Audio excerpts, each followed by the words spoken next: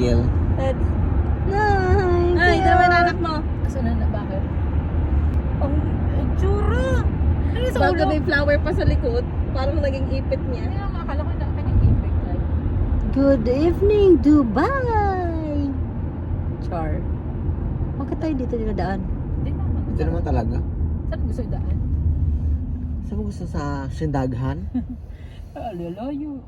Lalayuin. Ay, alam mo maganda din tong hotel na to. Ano? Maganda ka Hilton sa yan hotel. eh. Hampton. Is it the Hampton? It's by Hilton, that's why. It's maganda.